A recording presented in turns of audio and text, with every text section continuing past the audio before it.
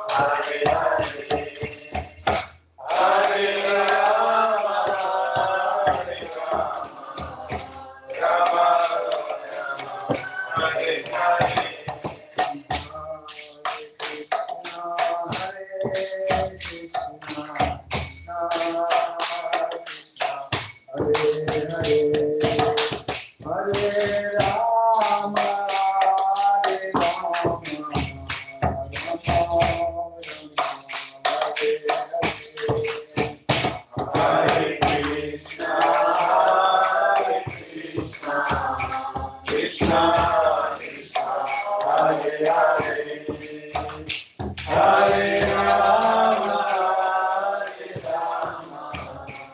Rama Rama, Hare Hare.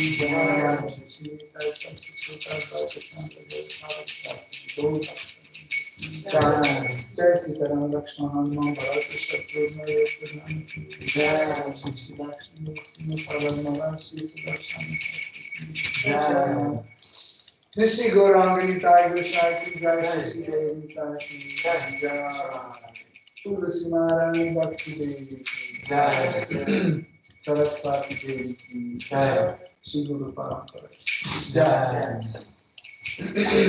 Srila Prabhupada Patita Pavani ki jai, Hare Krishna. Om Ajnana Tirandasya Jana Jana Shalakaya Chakshurumritam Nena Tasmai Shri Gurave Namaha Shri Chaitanya Bhishtam Stapitam Yena Bhutale Swayam Rupa Kadamayan Dadati Stapadantikam Vandeham Shri Guru Shri Yuta Padakamalam Shri Gurum Vaishnavam Shri Rupam Sadgatatam Sarvinaradnatham Tam Tam Sajivam Sarvaitam Sarvabhutam Parijnasaitam Krishna Chaitanya Devam Shri Radha Krishna Radam Sarvinaradika Shri Shakam Jitam Hare Krishna Karuna Sindhu Dinavando Jagatpate Krishna Gopikanta Radha Kanta Namostute Radha Kanchana Goprangira Devinda Mishari Rishabhanu Suttedevi Pranamani Hariye Manchaka Padaru Vishcha Kripa Sindhu Evacha Padikana Bhavane Yoga Vaishnavitya Namo Namaha Nama Om Vishnu Padaya Krishna Prestaya Bhutale Srimati Bhakti Vedanta Swami Nishtinamine Namaste Saraswati Devi Gauravani Pracharine Nirvishesha Shundravadi Paschachari Shatari Jai Shri Krishna Chaitanya Prabhu Nityananda Shri Advaita Shri Vasadi Gaura Kavinda Hare Krishna Krishna Krishna Hare Hare Hare Rama Rama Rama Hare Hare Hare Rama Hare Rama Kevalam Namaste, Namaste, Namaste, Om Namo Bhagavate Vasudevaya. Om Namo Bhagavate Vasudevaya. Om Namo Bhagavate Vasudevaya. Om Namo Bhagavate Vasudevaya. Om Namo Bhagavate Vasudevaya. Om Namo Bhagavate Vasudevaya. Hare Krishna, chers dévots, bienvenue à Yoga Lyrique. Nous continuons notre étude du Srimad Bhagavatam.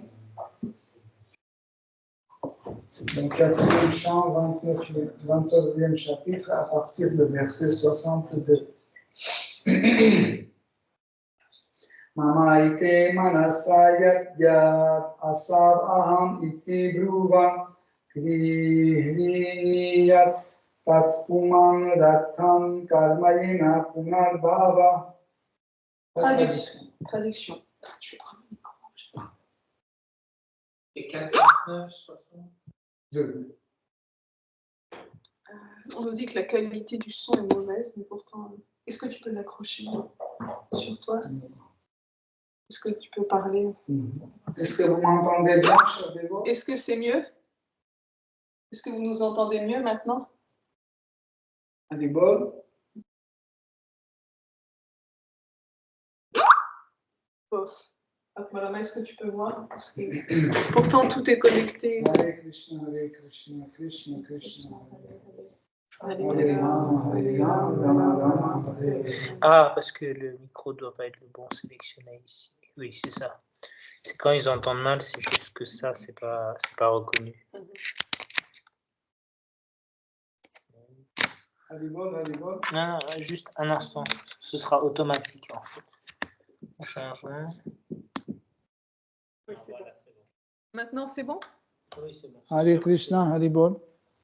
C'est bon? Parfait, oui, c'est bon. Ok. Donc, traduction. L'être vivant agit selon une conception corporelle de lui-même. Je suis ceci, je suis cela, tel est mon devoir. C'est pourquoi je dois l'accomplir. Il ne s'agit là que l'impression mentale de telle sorte que toutes les activités auxquelles il se livre sont éphémères. Néanmoins, par la grâce de Dieu, la personne suprême, l'âme distincte, obtient la possibilité de réaliser toutes ses créations mentales et c'est ainsi qu'elle revêt un nouveau corps. L'honneur est porté par sa divine grâce Bhaktivedanta Swami Srila Prabhupada. Je lis tout? La moitié. La moitié. Tant que l'être reste absorbé dans une conception corporelle de l'existence, ses activités demeurent sur ce plan, chose qui n'est pas très difficile à comprendre. Nous savons par expérience que les nations cherchent à se supplanter les unes les autres, de même que les hommes s'efforcent de se surpasser entre eux, tout cela au nom du progrès de la civilisation.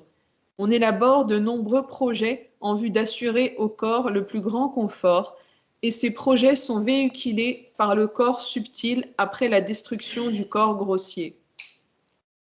Il n'est pas vrai que l'être meurt en même temps que le corps grossier.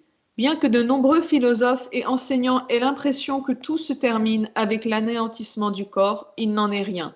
Narada Muni explique dans ce verset qu'à l'heure de la mort, l'être emporte avec lui les projets qu'il a élaborés durant son existence, Griniyat, et qu'il reçoit un autre corps afin de réaliser ses projets. C'est ce qu'on nomme Punar Bhava. Lorsque le corps grossier est anéanti, les projets de l'être vivant sont véhiculés par le mental et, par la grâce du Seigneur, l'être distinct a l'occasion de donner forme à ses projets lors de sa prochaine vie. C'est là ce que l'on appelle la loi du karma. Tant que le mental reste prisonnier des lois du karma, l'âme doit continuer de revêtir un certain type de corps grossier, vie après vie. Le karma est constitué par l'accumulation des actions intéressées qui exposent le corps à des conditions plaisantes ou déplaisantes. Nous avons personnellement vu un homme sur le point de mourir demander à son médecin de lui donner encore 4 années de vie pour lui permettre de mener à bien ses projets. Lorsque son corps fut anéanti, il a donc certainement emmené avec lui ses projets au moyen de son corps subtil, composé du mental, de l'intelligence et du faux ego. Ainsi a-t-il obtenu une autre occasion de réaliser ses projets par la grâce du Seigneur, de l'âme suprême qui est toujours présente dans le cœur. Verset suivant. Verset 63. Traduction. On peut comprendre la condition mentale ou la conscience d'un être vivant par la manière dont il utilise ses organes de perception et d'action. De même, il est possible, selon la condition mentale ou la conscience d'un être, de savoir quelle a été sa position au cours de sa vie précédente. Teneur est portée par... Non, verset suivant. Okay. Verset suivant. Traduction. Verset 64, traduction. Nous avons parfois l'impression soudaine de vivre quelque chose dont nous n'avons pourtant jamais fait l'expérience dans notre corps actuel, que ce soit par la vue ou par l'ouïe. D'autres fois, des phénomènes de ce genre se produisent brusquement dans nos rêves. Verset suivant. Verset 65, traduction. Ainsi, ô roi, recouverte de l'enveloppe subtile du mental, l'âme est sujette à toutes sortes de pensées et d'images lui venant de son corps précédent. Considère mes paroles comme vraies, il est impossible de former la moindre pensée ou image mentale sans en avoir déjà fait l'expérience lors d'une existence passée. Verset 66. Ô roi, que tout te soit propice. C'est le mental qui détermine le type de corps particulier obtenu par l'être selon ses rapports avec la nature matérielle. En analysant sa condition mentale, on peut comprendre ce qu'il était dans sa vie antérieure. Et savoir également quelle sorte de corps il devra revêtir dans le futur. Ainsi, le mental fournit-il des indications sur nos corps passés et futurs. Verset 67, traduction. Nous voyons parfois en rêve une chose que nous n'avons jamais vécue ou entendue au cours de cette vie, mais tous ces incidents se sont produits à une autre époque, en d'autres lieux et dans d'autres conditions. Verset 68, traduction. Le mental de l'être incarné le suit dans divers corps grossiers et il enregistre divers pensées selon ses désirs de jouissance matérielle. Ces pensées surgissent ensuite dans le mental pour se combiner de diverses façons. Voilà pourquoi ces images prennent parfois l'aspect d'objets ou d'événements qui n'ont jamais été vus ou entendus auparavant. Merci.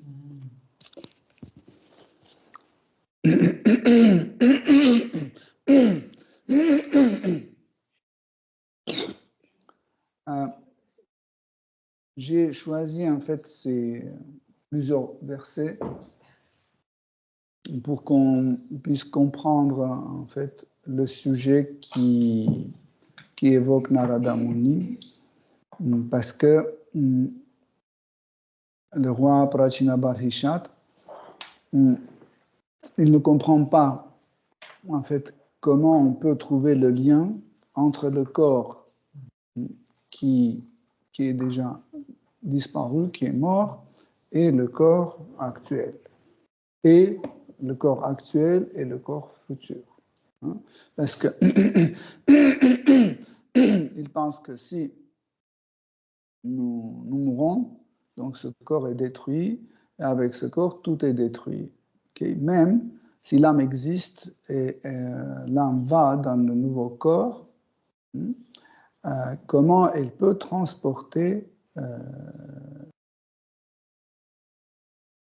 comment l'âme peut transporter en fait l'information qui était enregistrée dans le corps précédent. Ainsi que roi Prachinabarhishat ne comprend pas en fait l'idée que en fait si le corps précédent a fait des bêtises, pourquoi le corps présent doit souffrir à sa place. Okay? Donc, et en fait, d'autres nuances de l'existence évoquées par roi Prachinabarhishat donnent le sujet qui développe Narada Muni assez détaillé. Donc, parce que cette forme avec laquelle Narada Muni a présenté les choses est assez rapide, assez compacte. Donc, on va essayer de développer plus en fait les nuances pour qu'on comprenne l'idée de tout ce qui était dit par Narada Muni. Donc,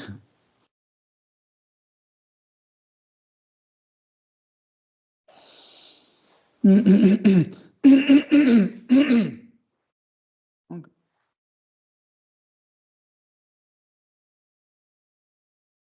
la première chose que nous devons comprendre, en fait, qu'est-ce que c'est un être vivant, un jiva. Le mot jiv peut signifier beaucoup de choses. En premier, c'est vivant, vivre, celui qui est éveillé, qui a la capacité de marcher, manger, dormir, etc., et agir. Okay. Donc,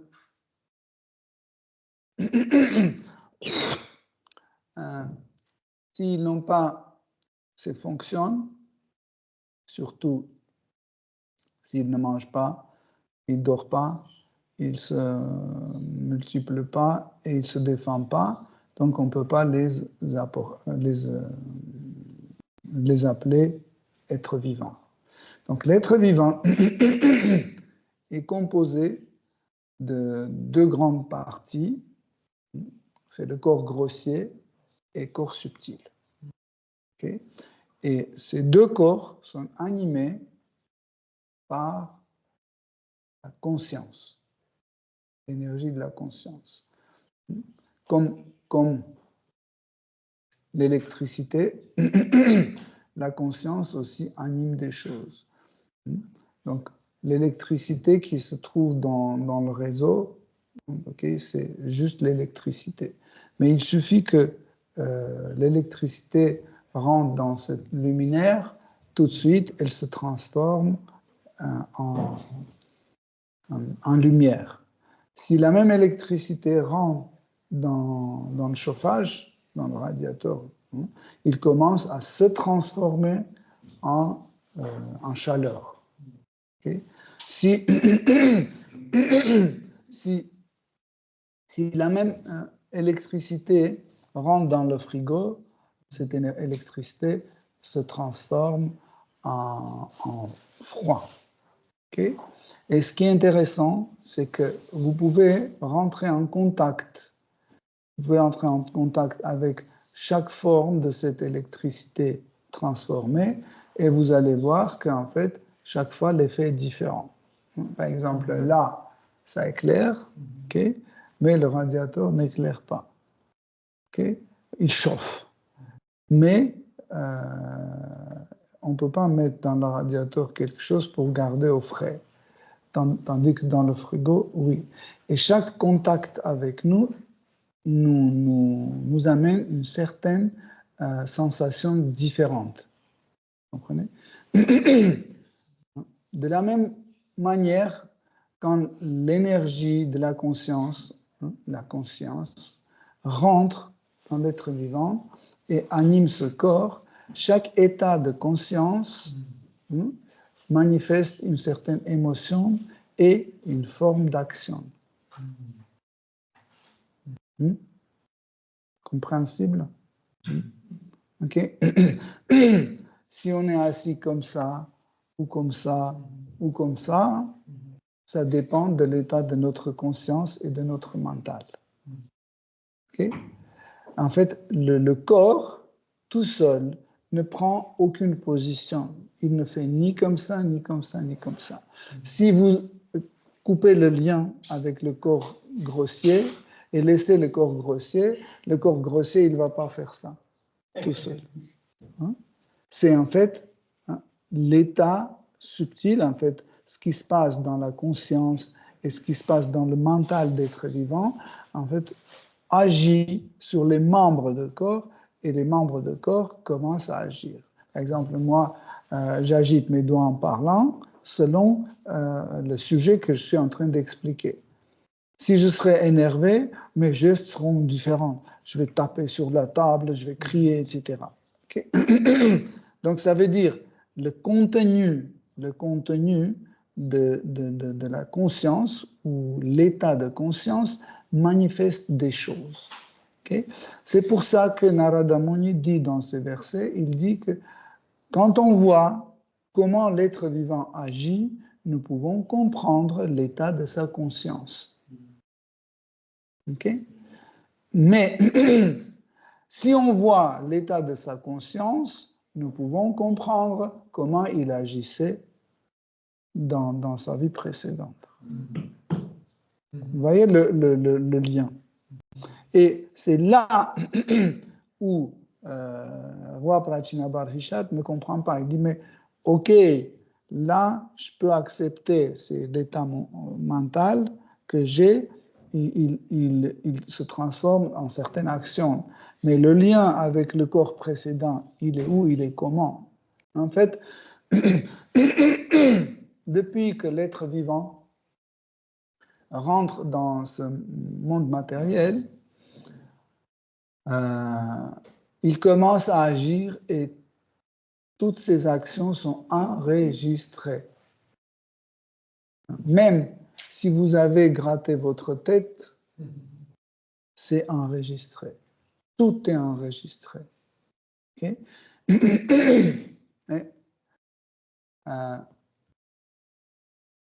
Mais, en parallèle, tout est enregistré aussi chez Paramatma, la forme de Dieu, la personne suprême, qui enregistre et retient toute l'information qui se passe avec chaque être vivant.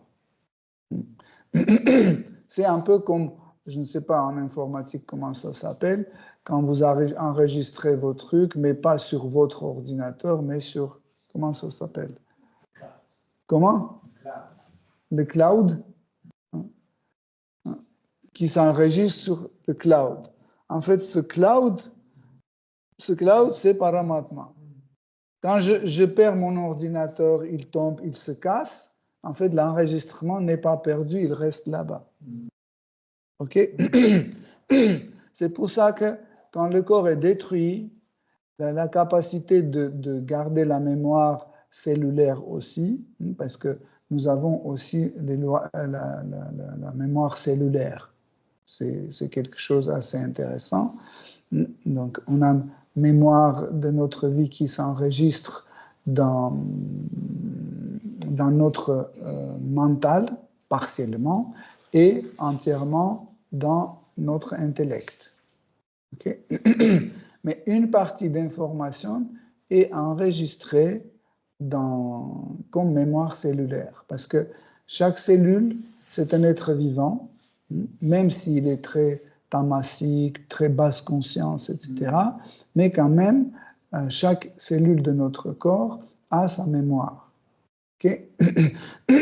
Et chaque partie de notre corps a une mémoire cellulaire collective. Par exemple, le cœur, les cellules de mon cœur ont un autre type de mémoire que les cellules de mes reins ou de mon estomac. C'est pas la même information. Mais ils ont une petite chose assez intéressante, que quand il y a quelque chose qui se passe, chaque organe revit la même émotion à sa façon. Par exemple, si je prends un chili frais et je le mange à l'estomac vide, okay, mon estomac va brûler. Et toutes les cellules de mon estomac vont enregistrer cette brûlure. La langue va enregistrer la même brûlure. Okay? Ça va brûler à sa façon. L'estomac va brûler à sa façon, la langue va brûler à sa façon. Si vous avez remarqué, parce que vous avez tous l'expérience avec chili, n'est-ce pas? Quand vous mangez chili, okay, ça brûle dans la bouche, mais ça ne fait pas mal, n'est-ce pas? Mais ça fait mal dans l'estomac. OK? Ça fait mal, OK? Mais les yeux brûlent d'une autre façon. Là, c'est la température de l'œil qui commence à augmenter. Okay? Donc la sensation est un peu différente. Okay? Le mental aussi reçoit le chili, mais à sa façon. Okay? Les cellules de mental, ils vont recevoir aussi ça comme un danger à leur existence. Vous voyez? Donc, je ne vais pas tout détailler, mais vous avez compris que chaque organe ou chaque membre de notre corps revit cet événement à sa façon. Okay? Et après, comme une sorte de bilan, ça monte et c'est enregistré dans notre intellect. Et en fait, tous les changements d'enregistrement dans notre intellect va en fait être enregistré dans dans le cloud. OK? Chez Paramatma. Okay? Chez Paramatma, tout sera enregistré. Mais si notre intellect, d'une façon ou l'autre, perd la mémoire, parce que Krishna dit dans la Bhagavad Gita, je suis la mémoire et je suis l'oubli. Okay? Donc, qu'est-ce que ça veut dire? C'est qu'il peut nous faire oublier des choses et il peut nous faire se rappeler des choses. Nous ne devons pas penser que nous sommes tellement cool et tellement super que nous pouvons faire des trainings, des exercices, etc. Et je vais comme ça améliorer ma mémoire et mon oubli. Dans ce cas-là, Krishna ne dirait pas dans la Bhagavad Gita, il dirait, bon, oh Arjuna, si tu veux améliorer ta mémoire, fais des exercices de telle sorte. Non. Krishna dit bien clairement que c'est moi, en fait. Des fois, vous n'avez pas remarqué, des fois, il y a des choses que vous avez complètement oubliées, complètement, et paf, ces choses ressortent. Même elles ressortent dans un contexte vraiment qui n'a rien à voir avec ça, n'est-ce pas? Mais Krishna vous rappelle quelque chose comme ça. Et vous êtes sûr que c'est impossible que c'est moi qui s'en souviens. Des fois, ça m'arrive, je pense quelque chose complètement différent, et puis Krishna, il rentre comme ça, il dit, il faut éteindre le four. Et moi, je suis en train de penser complètement autre chose, mais il rentre comme ça, éteins le four. Et là, tu comprends qu'en fait, ce n'est pas ta mémoire, qu'en fait, tu ne contrôles pas la mémoire, c'est Krishna qui contrôle la mémoire. Vous voyez? Donc, et au fur et à mesure de notre karma, Krishna nous donne l'accès à certaines choses ou Krishna retire certaines données. Par exemple, dans cette vie humaine, j'ai accumulé tas de choses différentes, okay, des informations sur différents instants de ma vie, et après, petit à petit, ma conscience commence à changer. Quand ma conscience commence à changer, donc mes actes commencent à changer aussi. Mon comportement commence à changer aussi. Par exemple, je suis convaincu que la meilleure nourriture, c'est la viande. Je suis convaincu que la meilleure façon de parler, c'est crier sur les autres, ou autrement dire, aboyer. Vous comprenez? Je pense que la meilleure façon d'avoir un seul vêtement pour toujours, ne plus changer avec une fourrure comme ça, etc. En fait, ça, c'est l'état de conscience qui ne convient plus à la forme humaine. Okay? Et petit à petit, je commence à manifester ce genre de comportement, même en restant dans le corps humain. Je peux, entre guillemets, aboyer sur les autres. Par exemple, je suis un directeur d'une entreprise qui crie tout le temps sur ses employés, etc. Donc, j'aime bien manger que des steaks. Les feuilles de salade, je jette. Je mange que la viande qui est sur l'assiette. Donc, petit à petit, en fait, je montre déjà l'attitude canine dans mon comportement. Vous voyez? Canine, c'est sabatier. Ok. Donc, après, quand je vais renaître dans le corps d'un chien. Donc, Krishna me donne, tout en premier, me donne le désir d'être un chien. Désir d'aboyer, désir de manger la viande, désir s'accoupler avec des autres espèces comme moi, désir de dormir par terre, désir de sauter, etc., etc., désir de sentir l'urine des autres chiens, etc., etc. Vous voyez, tant qu'on est conscient de notre forme humaine, tant qu'on vit selon les conditions humaines, ça nous est étrange. Mais quand nous abandonnons notre conscience humaine et nous commençons à se plaire au plaisir d'un chien ou d'un chat ou d'une moustique ou quelqu'un d'autre, ça commence à nous plaire. Okay? Donc, qu'est-ce que ça veut dire? Ça commence à nous plaire. C'est que petit à petit, notre être commence à manifester un désir. Hein?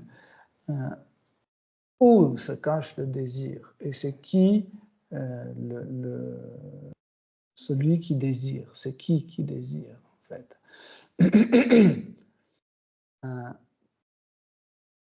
Souvent, nous pensons que c'est le corps qui désire. Par exemple, j'ai soif. Et je pense que, bah oui, parce que j'ai jeûné toute la journée, c'est pour ça que je désire de boire. Donc, c'est le corps qui n'a pas reçu l'eau.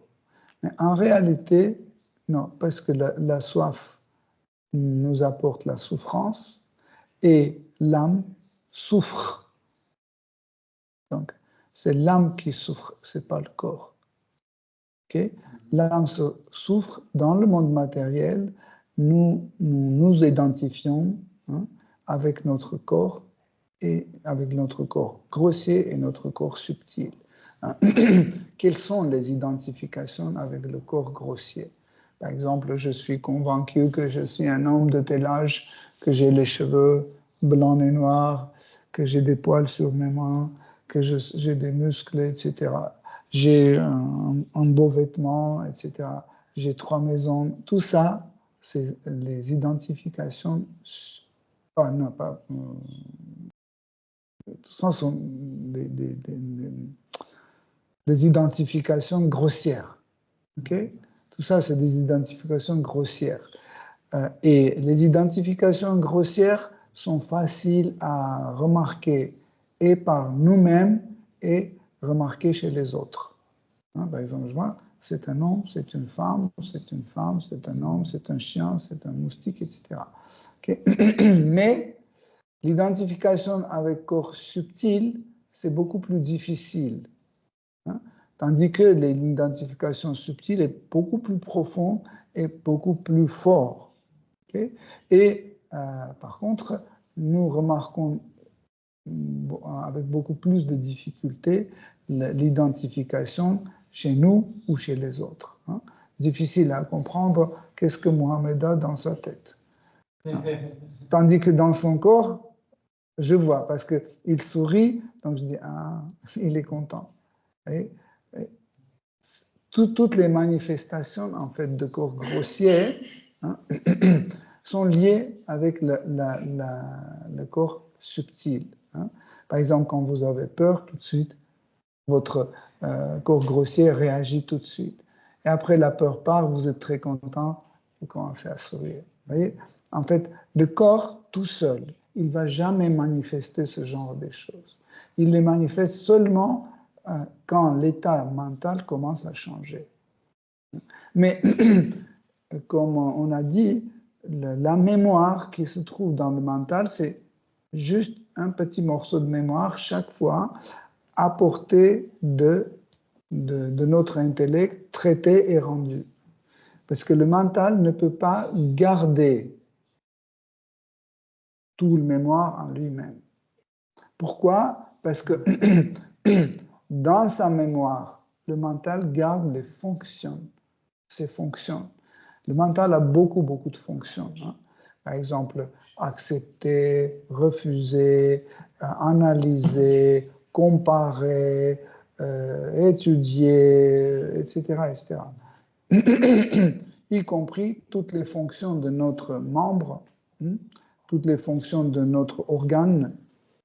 Hein, en fait, toutes ces fonctions sont aussi gardées par notre mental. Si par exemple le mental ne garde pas la mémoire de vision, nous ne pouvons plus observer avec nos yeux. OK? Mais, en fait, regardez, je vais expliquer le système pour que ça soit compréhensible. Donc, le mental, en fait, le mental fait voir des choses. Hein. Par exemple, quand quelque chose bouge,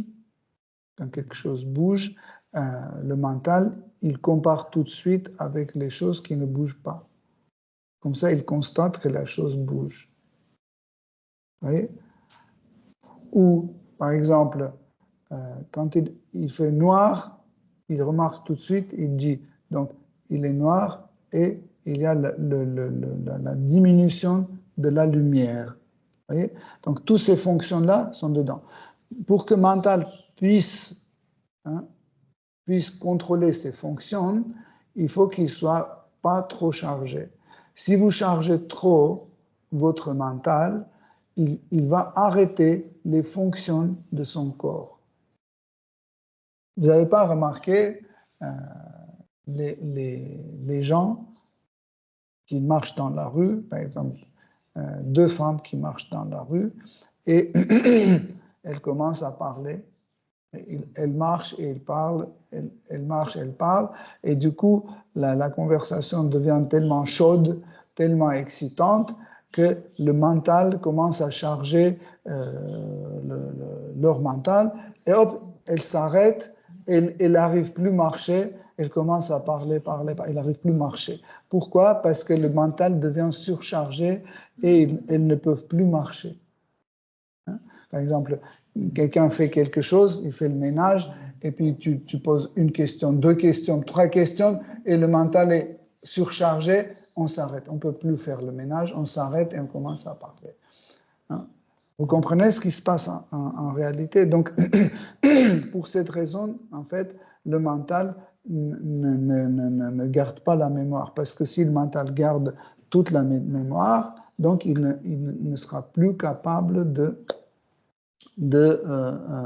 assurer ses fonctions. Okay? Tandis que l'intellect, il est, entre guillemets, plus passif, donc, et c'est lui qui garde la mémoire. Mais il y a un principe de maintien de mémoire dans l'intellect.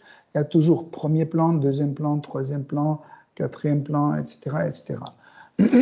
Donc, une des fonctions de mental, c'est l'attention. Par exemple, je regarde cette femme, mon attention est là. Okay? Dès que j'entends une voix quelque part, hop, peut-être ma tête est là, mais mon attention est déjà là.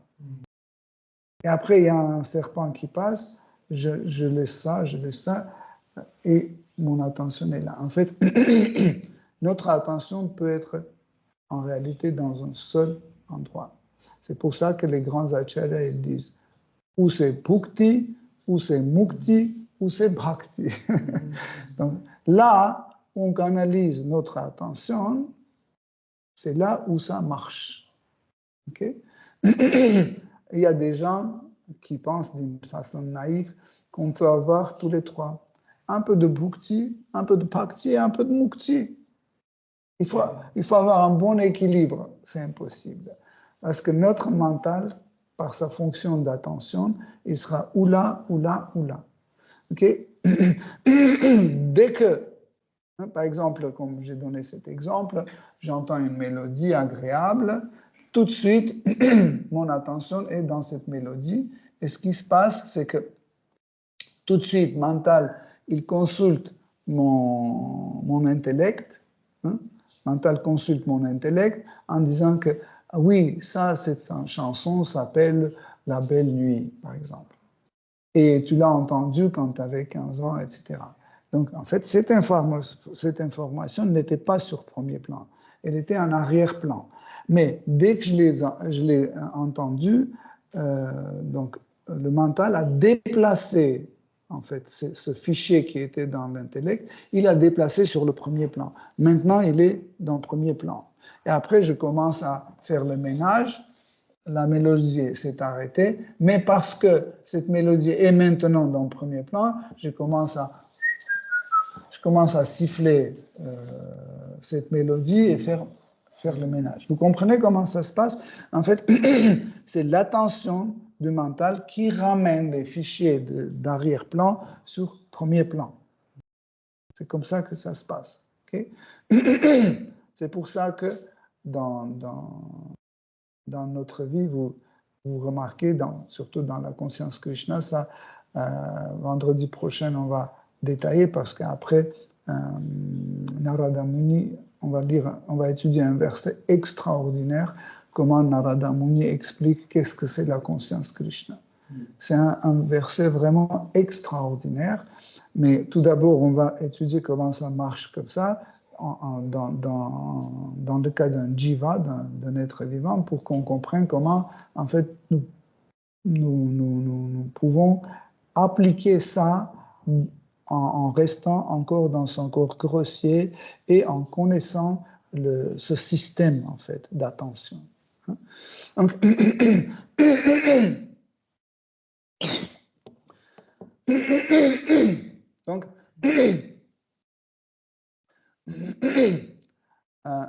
en réalité, ces trois choses, mental, intellect et le faux ego, ces trois choses sont de même origine. Ils sont de même origine. C'est trois formes de la conscience. C'est trois formes de la conscience. Et comme vous savez, la conscience, c'est une énergie de la catégorie de Samvit Shakti. On l'appelle Samvit, le mot Samvit, c'est comme la perception, la connaissance, être conscient de soi, toutes ces choses, le savoir, mémoire, tout ça, c'est en fait dans la catégorie de Samvit. Et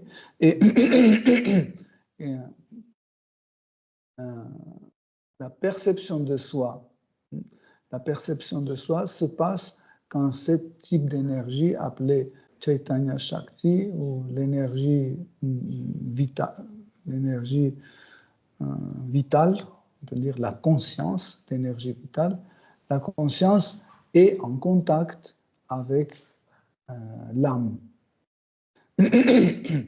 Donc, en réalité, vous ne pouvez pas séparer ces deux énergies parce qu'ils sont toujours ensemble. Les autres énergies peuvent venir, agir, repartir. Ils peuvent être temporairement présents, absents, etc., etc. Mais certaines énergies peuvent être manifestées de temps en temps, manifestées et être non manifestées et toujours être en contact avec l'âme. Par exemple, Sandhini Shakti, l'énergie d'existence, elle est toujours en contact avec l'âme. Mais des fois, elle est manifestée pour nous, des fois, elle n'est pas manifestée. Quand est-ce qu'elle n'est pas manifestée? Quand nous pensons que voilà, bientôt je vais mourir. Et quand je vais mourir, tout va s'arrêter, j'arrêterai mon existence. En fait, vous voyez, l'absence de Sandhini Shakti existe seulement sous la forme de, d'un concept. Parce que nous, vous savez bien que nous, on ne va jamais arrêter notre existence. On sera toujours là. Là, ça veut dire toujours existant pour nous-mêmes. Et quand Narada Muni explique qu'en changeant d'une forme à l'autre, nous serons toujours nous-mêmes, hein, ce sera toujours nous, ce ne sera pas quelqu'un d'autre. Par exemple, dans ma vie prochaine, je suis un chien, mais ce n'est pas quelqu'un d'autre, c'est moi, habillé en chien. Après, c'est moi-même habillé en rose. C'est moi-même, mais habillé en une femme ou quelqu'un d'autre. Okay? C'est pour ça que Krishna explique dans la Bhagavad Gita que le corps, c'est comme un vêtement. Donc, on peut se déguiser tant qu'on veut, mais nous-mêmes, nous restons nous-mêmes. Et l'effet de karma, en fait, nous exige de suivre, en fait, et enregistrer tout ce qui s'est passé avec nous, tout ce que nous avons fait. Okay?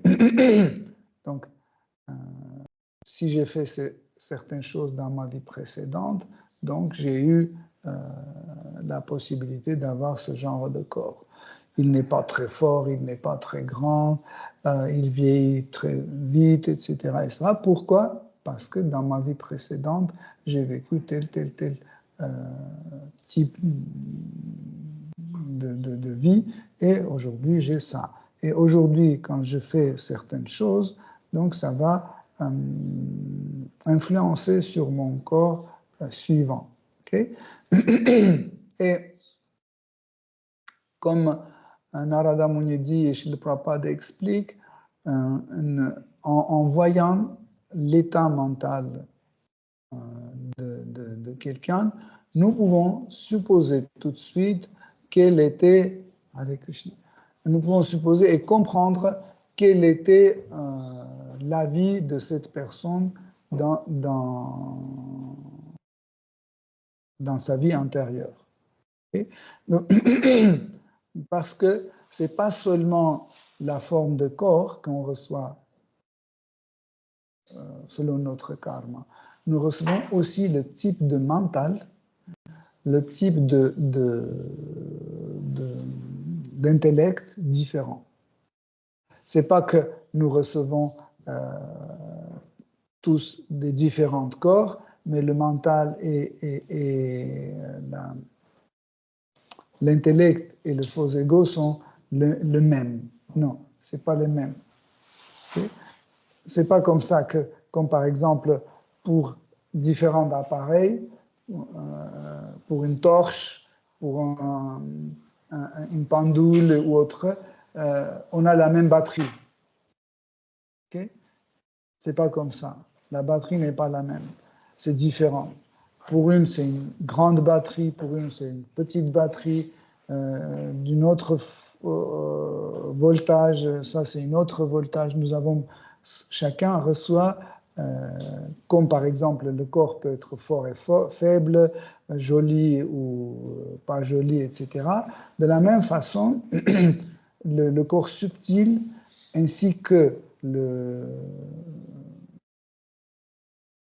en fait, tous ces éléments qui sont dedans, mental, intellect et le faux ego, tous les trois, en fait, sont différents selon notre karma. Vous pouvez penser, mais comment, en fait, on peut avoir le faux ego selon karma? Hein? Ok, le corps, on comprend, mais le faux ego, comment on peut comprendre ça? En fait,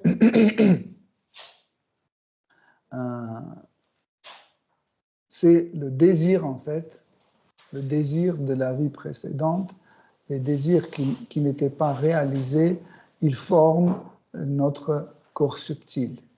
Et quand les désirs forment le corps subtil forme le corps que nous avons. Donc, ne pensez pas que nous avons seulement notre karma dans notre existence.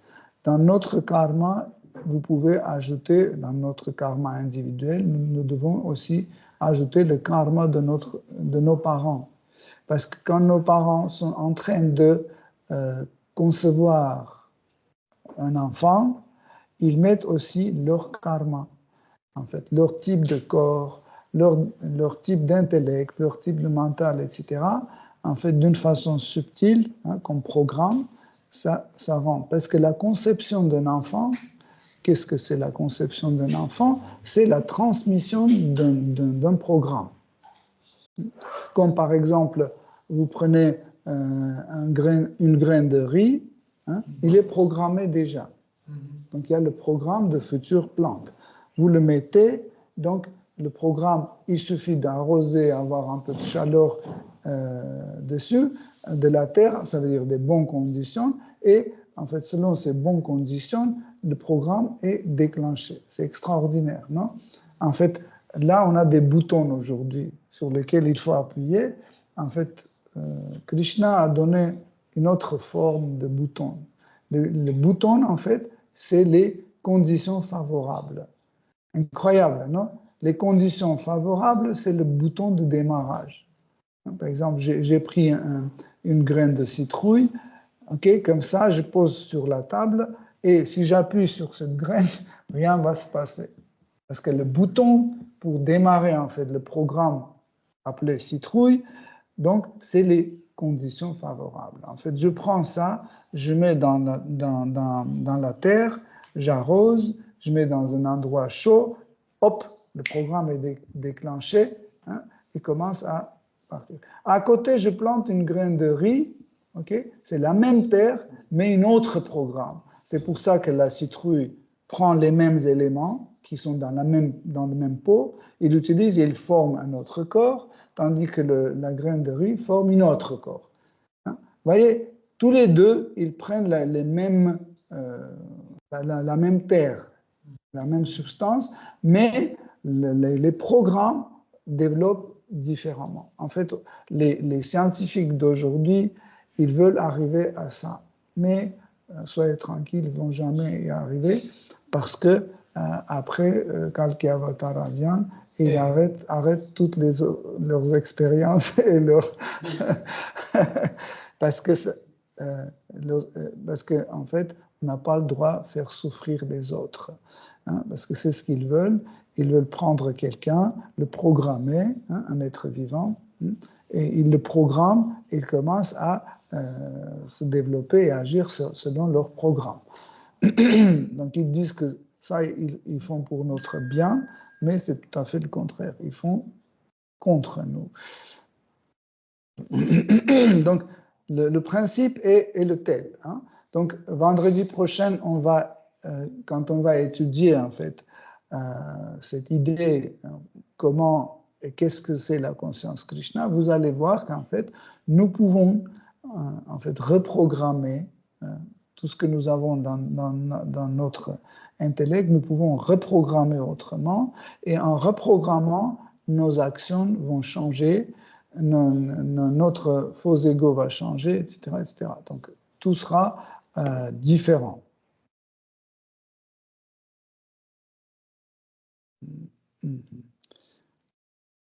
Donc, comme je vous ai dit, c'est que le faux ego,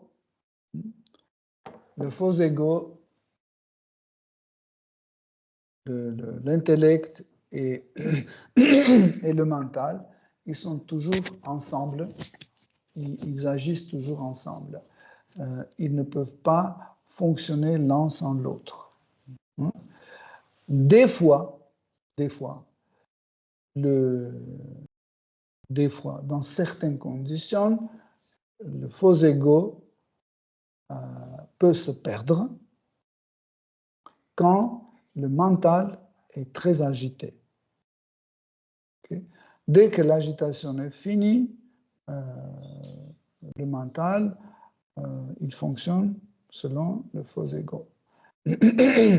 Par exemple, vous savez que vous travaillez dans une entreprise qui fabrique des pièces de monnaie et vous savez que ces pièces de monnaie ne vous appartiennent pas. Vous êtes l'employé de cette entreprise. Okay? Mais quand vous contemplez cette grande partie, imaginez qu'il y a des coupures bien emballées, des centaines de milliers d'euros qui sont transportés sur les palettes, etc. Vous les contemplez, vous dites « Oh, wow, la vache, il y en a tellement hein. !» Et là, ils amènent une palette, 2 palettes, 3 palettes. C'est des millions, des milliards, des milliards. Moi, je n'ai même pas 50 € pour aller manger quelque chose. Et hop, notre mental est devenu excité. Il dit, mais c'est très simple. Il suffit de prendre 1 ou 2 paquets, et c'est 1 ou 2 paquets, et c'est bon, tes problèmes sont résolus. Vous voyez. Et à ce moment-là, cette excitation coupe le lien avec l'intellect dans lequel c'est écrit que ça ne t'appartient pas. On peut t'attraper et mettre dans le prison. À ce moment-là, tu ne peux pas te rendre compte. Pourquoi tu ne peux pas te rendre compte? Parce que le lien est coupé, donc vous n'avez plus accès à cette information qui vous dit on peut te mettre en prison. Donc, qu'est-ce que vous faites?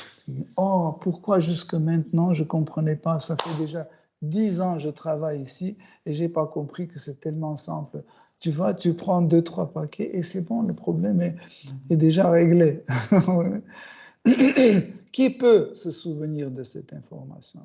Celui dont le mental n'est pas excité. Vous voyez ça et vous dites, oh non, c'est pas en moi, parce que je vais aller en prison à cause de ça. Okay? C'est pour ça que Krishna explique dans la Bhagavad Gita que dans toutes les circonstances, il faut qu'on maîtrise nos sens. Surtout, il faut éviter que le mental soit excité. Parce que l'excitation du mental, c'est ce qui cause le plus de problèmes, c'est l'excitation du mental. Parce que le mental, c'est l'axe de symétrie entre les sens subtils et sens grossiers. Par exemple, si vous prenez comme le niveau 0 mental, au-dessus, c'est intellect, faux ego, en dessous, c'est les 5 sens d'information, et encore plus bas, c'est les 5 sens d'action. Vous voyez? Donc, c'est pour ça que le plus important, c'est garder le mental bien dressé, bien contrôlé. Donc, en réalité, comme on a expliqué que la source de tous ces sens, c'est la conscience, parce que tous nos sens que nous avons, qui sont cités dans Srimad Bhagavatam, partiellement dans la Bhagavad Gita, c'est divers aspects de la conscience. Le faux ego, c'est une forme de conscience. L'intellect, c'est une forme de conscience. Le mental, c'est une forme de conscience. La vision, lui, etc. Tout ça, c'est diverses formes de la conscience. Parce que qu'est-ce que ça veut dire voir, par exemple? Je suis conscient que ce téléphone est devant moi. Je suis conscient. Ça veut dire voir, c'est être conscient. Par exemple, j'entends la mélodie de Krishna. Qu'est-ce que c'est? Je suis conscient qu'il y a cette mélodie ici. Et je suis en train d'écouter. Donc, être conscient. Okay? Dans le monde spirituel, c'est la même chose. En fait. C'est la conscience qui forme tous nos sens, y compris nos sens d'action. Parce que là-bas aussi, nous avons des sens d'action. on peut courir, etc. Par exemple, courir, hein, courir, c'est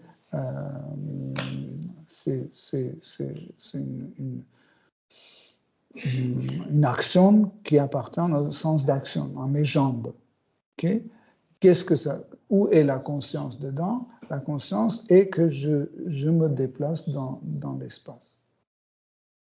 Je suis conscient que je me déplace. Ça veut dire courir. Marcher, pareil. C'est l'essence d'action. Okay?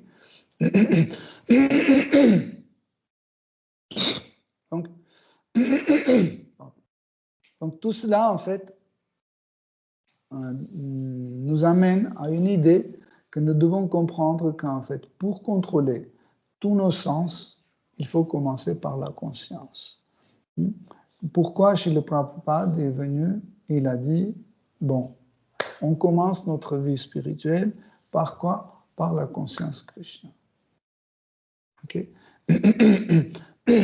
Vous savez que les études de Sankhya, qui nous permet de comprendre ce monde matériel, comprendre l'astrologie, la psychologie, la science, la mécanique, la mathématique, l'art, l'architecture, etc. En fait, c'est la philosophie Sankhya qui nous apprend ça.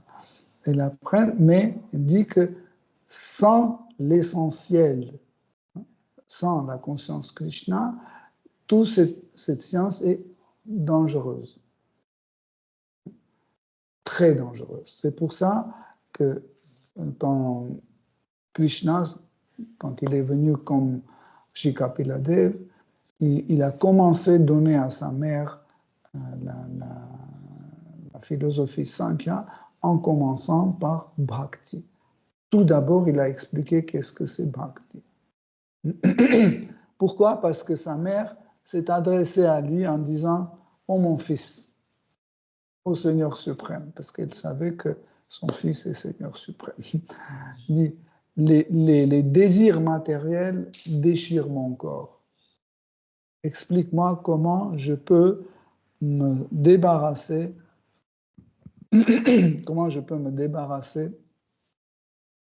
de ces désirs matériels. » Et Kapila Dev commence par lui donner la connaissance sur Bhakti. Qu'est-ce que c'est la dévotion? Qu'est-ce que c'est le service dévotionnel? Pourquoi? Parce que si nous ne comprenons pas qu'est-ce que c'est Bhakti, nous allons utiliser toute notre connaissance contre nous et pas pour nous. Vous comprenez? En fait, ça va se transformer en bhakti. Si vous n'avez pas de bhakti, ça va se transformer en bhakti, en gratification des sens. Et la gratification des sens, c'est celui qui nous fait souffrir. C'est pour ça que Krishna dit, nous commençons par bhakti. Dans la Bhagavad Gita, Krishna dit que la solution d'arrêter la souffrance, c'est bhakti. Il ne dit pas qu'il y a d'autres choses, il y a d'autres solutions, etc. Parce que la souffrance, ce n'est pas la douleur. Tout peut nous faire souffrir. Vous comprenez? Chaque chose peut nous faire souffrir. Par exemple, j'ai 2 voitures, 3 maisons, un villa et un bateau, mais je souffre parce que mon voisin a 3 bateaux. Vous comprenez? Mais il ne faut pas confondre. Ce n'est pas que si j'ai mal nulle part, donc je ne souffre pas. Je souffre parce que la toile de Picasso que je voulais acheter, c'est lui qui a acheté, et pas moi. Et comme ça, je souffre. Vous comprenez? C'est ça, en fait. Pour arrêter la souffrance, il faut une conscience supérieure. Si vous n'appliquez pas la conscience supérieure, vous ne pouvez pas vous débarrasser de la souffrance. Ça va rester toujours. Les gens pensent que le plus important, c'est la santé. Hein? Plus tamas vient avec l'âge, non? Plus on vieillit, on commence à donner une sorte de sagesse. On dit, oh, le plus important, ce que je souhaite, c'est la santé. Si tu as la santé, tu as tout. C'est faux. C'est tamasique. Parce que quand on vieillit, notre corps, notre conscience, notre tête devient de plus en plus tamasique. C'est pour ça qu'on engendre ce genre de truc en disant que le plus important, c'est la santé. Non, le plus important, c'est la conscience Krishna. C'est ça qui nous... Si vous êtes allongé comme ça, la douleur partout, il y a des tuyaux partout dans la cabine de réanimation, vous avez un disconfort, etc., mais vous ne souffrez pas. Pourquoi? Parce que vous êtes conscient de Krishna. Hein?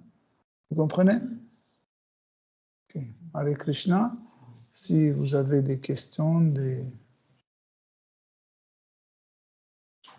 extases à partager. On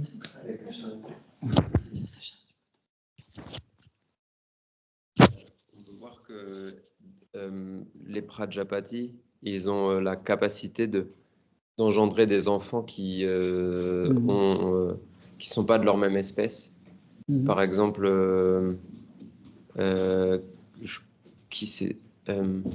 mari de Diti et Aditi, c'est Kashyapa Muni.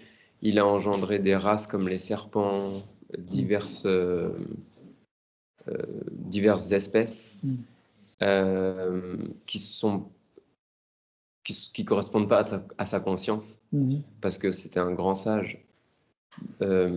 Donc, est-ce que vous pourriez parler du mécanisme? En fait, le mécanisme de conception d'un enfant, c'est presque le même que le mécanisme de création d'une œuvre d'art. C'est pratiquement le même principe, la même structure. Hein, par exemple, je suis un artiste, okay? Je prends la terre, l'argile, je prends l'argile et je sculpte une femme. Après, je prends la même argile et je sculpte un éléphant. Je prends la même argile et je sculpte, je sais pas, un chien. L'argile est le même, mais pour sculpter une femme, je dois avoir mon attention, ma conscience sur l'idée de femme. Si j'abandonne l'idée de femme, cette argile va se transformer en un chien ou un homme ou quelque chose d'autre. Quand les Prajapati, voulaient engendrer une autre espèce, en fait, ça ne posait pas trop de problèmes. Pourquoi? Parce qu'ils arrivaient à contrôler leur mental et leur intellect, leur faux ego, pour en fait garder l'idée, ce qu'ils veulent engendrer. Ça veut dire, le programme de telle forme, par exemple, il voulait, Kashyapa Muni voulait engendrer chez Diti un serpent. Okay? Donc, au moment de transmission de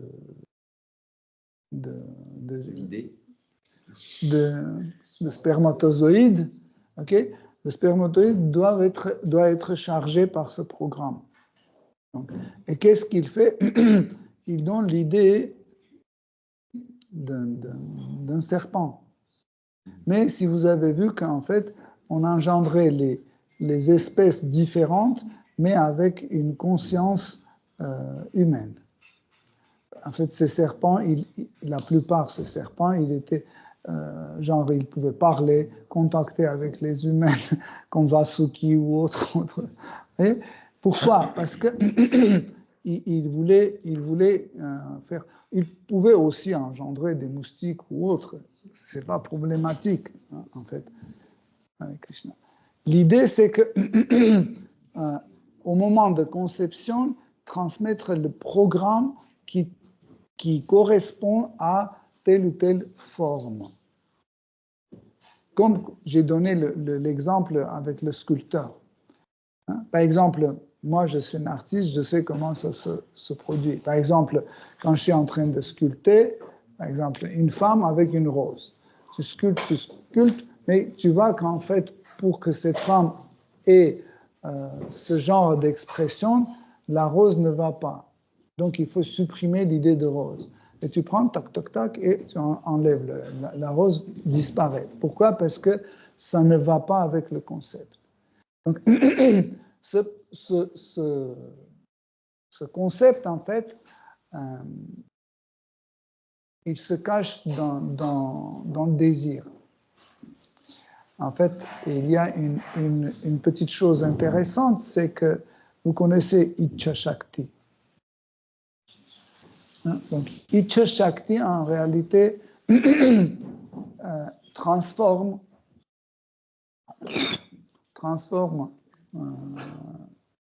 des énergies en 3 types. Pru, Nil et Pru, Nil et Shri Shakti. Donc, qu'est-ce que ça veut dire? C'est que, en fait, ça se transforme en 3 types de désirs.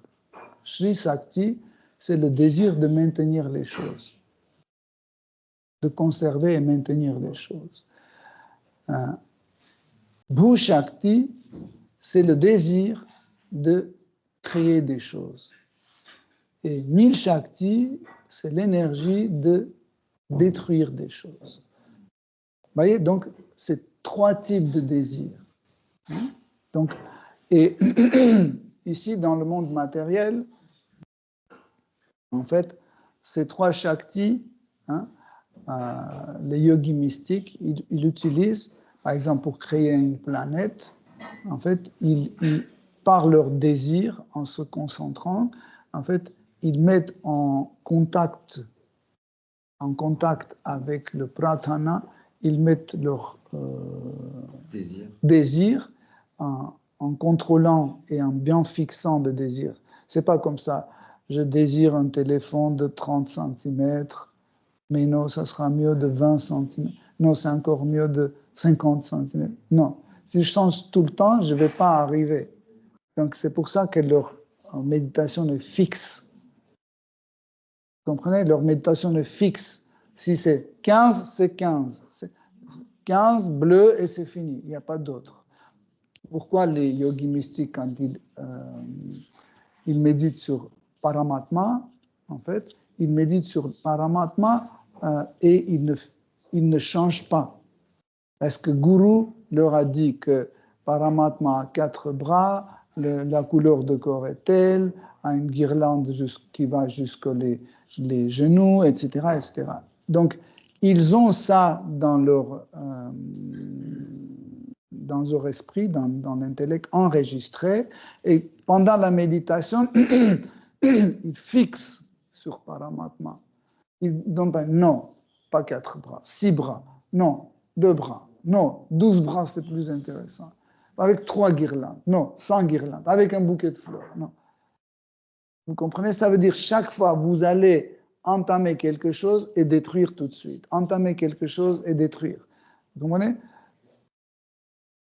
Donc, les yogis mystiques, ils arrivent de fixer, en fait, fixer le programme, comme ça, et comme ça, en contact avec l'énergie matérielle prend la forme.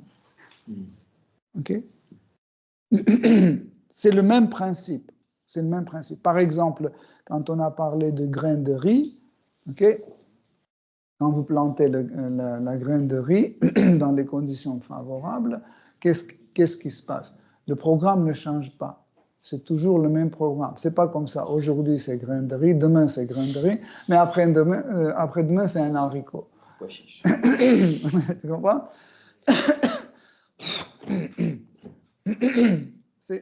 En fait, c'est le changement de programme. Qu'est-ce que les biologistes veulent faire quand ils veulent génétiquement modifier? Qu'est-ce qu'ils veulent? Ils veulent changer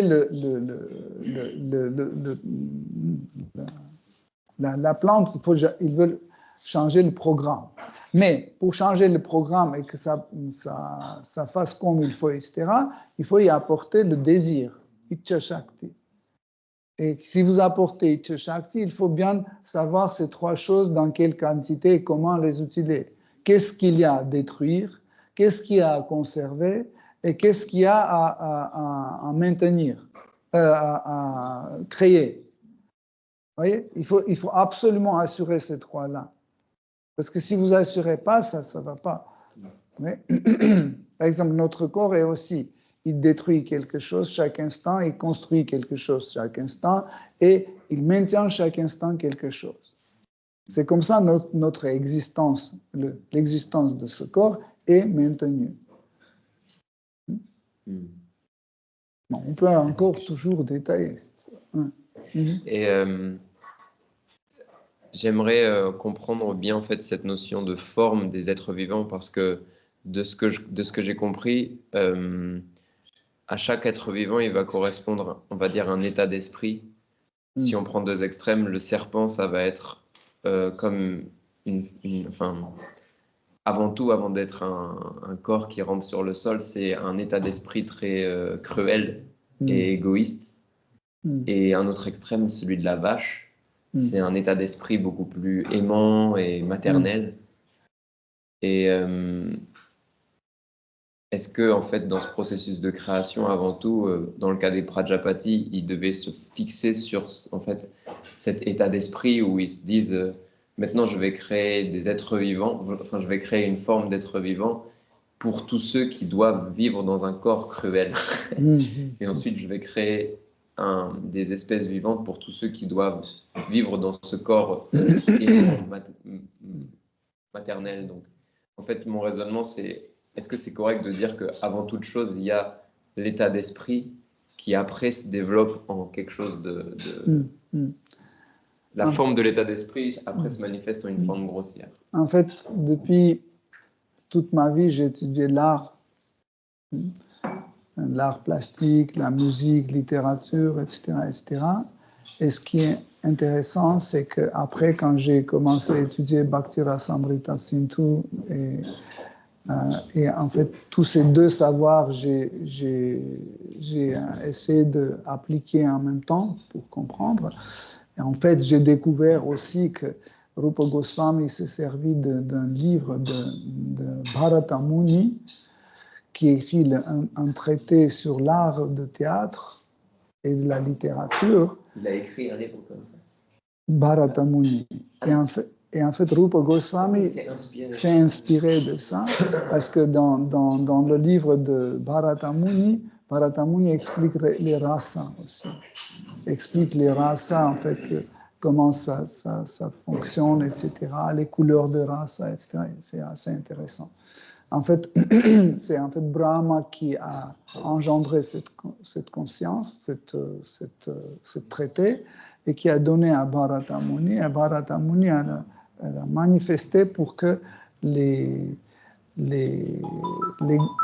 Gandharvas et les autres artistes célestes puissent faire un festival à Brahmaloka pour qu'ils puissent étudier et faire un festival comme nous faisons Ratha Yatra ou autre, pour qu'ils puissent bien faire ça. Et ce traité, en fait, était très important et Rupa Goswami s'en est servi pour, en fait, expliquer les rasas. Et en fait, dedans, en fait, quand on parle de rasa, on analyse les rasas, on tombe sur les bhavas. En fait, les bhavas, c'est quelque chose qui est très étudié dans l'art. Et chaque forme change de bhava. Par exemple, si tu prends un carré, donc un carré a un bhava précis. Il est stable, il est lourd et difficilement déplaçable. Même s'il est tout petit. Si tu prends un cercle, peu importe, le cercle est petit, grand, très grand, tu te sens tout de suite qu'il est facile à déplacer. Okay? Le cercle n'est pas une forme stable. Okay? Et en fait, par exemple, quand on danse, on utilise ces formes. On utilise le cercle, on utilise les triangles, par exemple. Hein? Ça, c'est un triangle que j'utilise avec la tête vers le bas. Mais je danse aussi comme ça. Vous voyez? Si vous mettez votre corps dans ce mouvement, par exemple, ça va provoquer une autre émotion, un autre bhava. Vous mettez les mains comme ça, tout de suite, le bhava change. Vous comprenez? Donc ça, c'est un triangle. Vous faites ça, tout de suite, ça change. Vous comprenez? C'est pour ça que dans la danse, par exemple, vous faites ça. Bon, vous allez chez vous, vous entraînez, vous allez voir. Vous faites ça, tout de suite, l'émotion change. Vous faites ça, une autre émotion qui arrive. Et pas seulement vous qui ressentez cette émotion, ceux qui vous regardent, ils ressentent aussi. Vous comprenez? En analysant les artistes très longtemps, en analysant, même sans connaître ni Bharata Muni, ni Rupa Goswami, ni Bhakti Rasamrita Sindhu, les artistes, dans leur pratique, parce qu'ils s'appuyaient sur l'expérience des artistes précédentes et en avançant d'une façon un peu aveugle, comme ça, ils ont pu trouver l'art abstrait.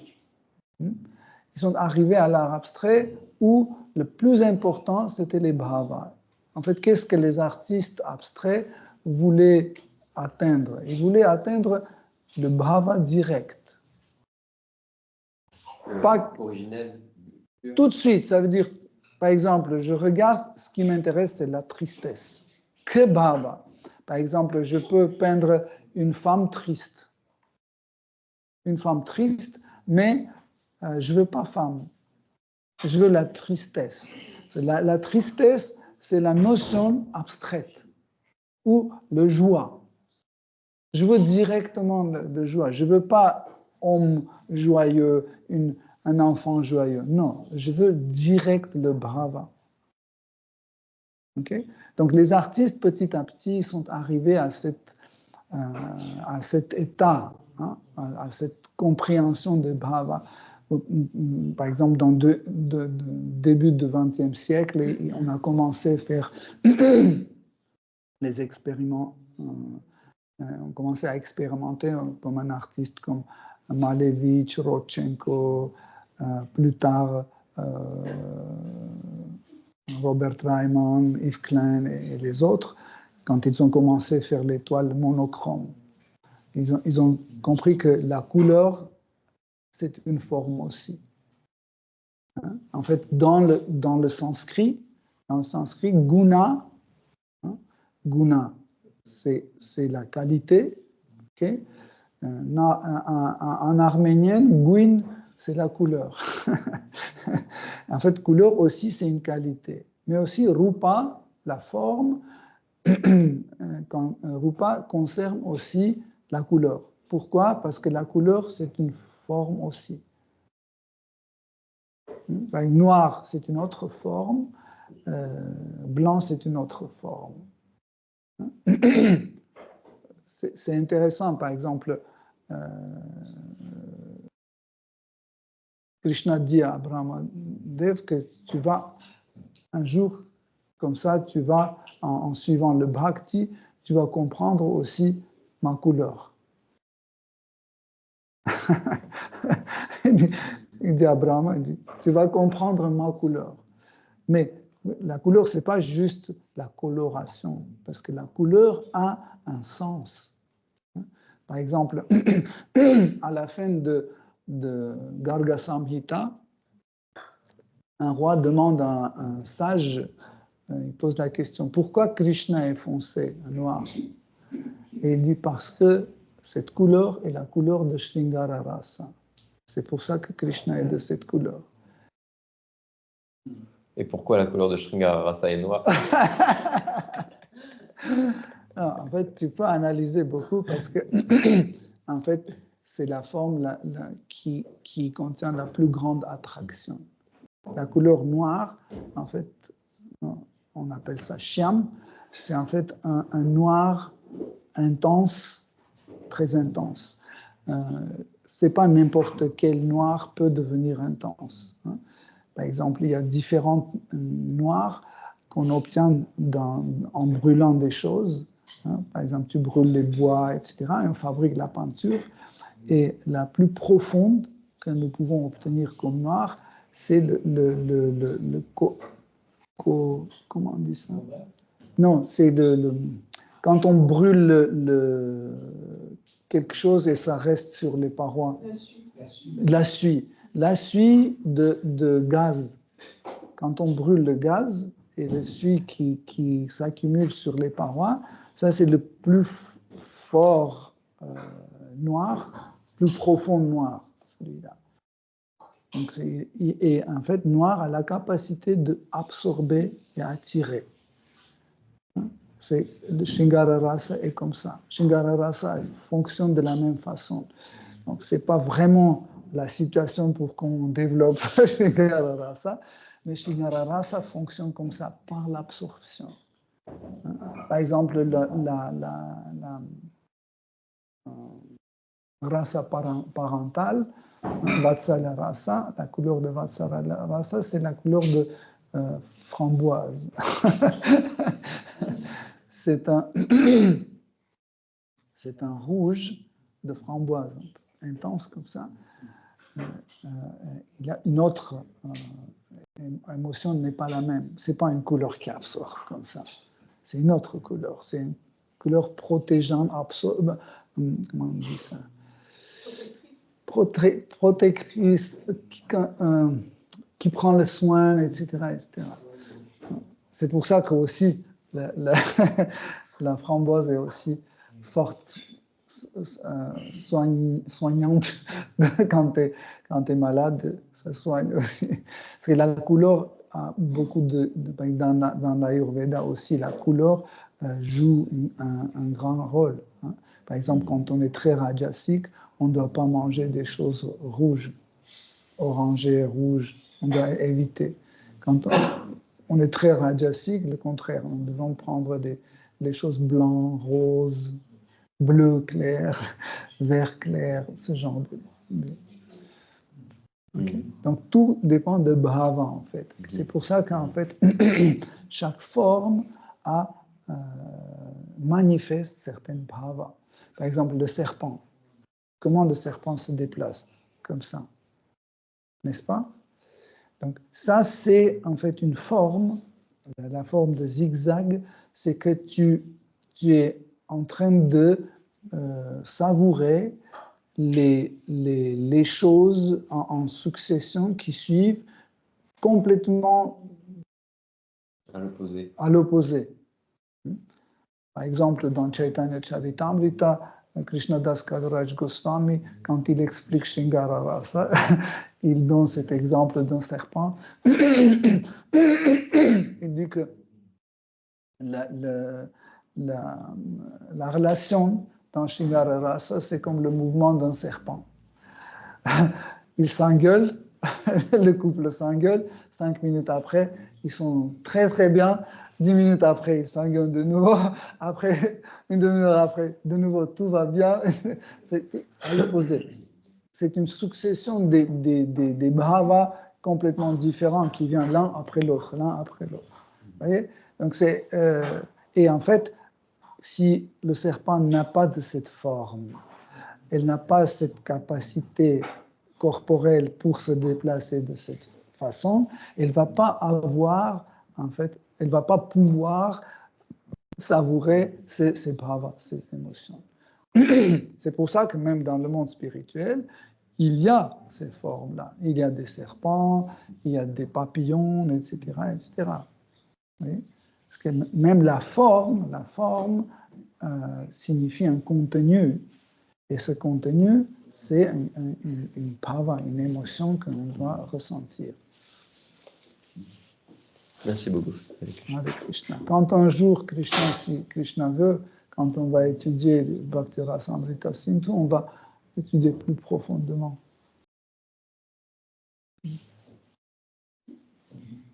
Si vous avez d'autres questions, on a encore 5 minutes. C'est prêt? Tiens. Ok. Donc, on va savourer des autres formes transcendantales que Krishna a savourées avec Krishna. Srimad Bhagavatam ki jai, Srila Prabhupada ki jai. Toute gloire de vos assemblées.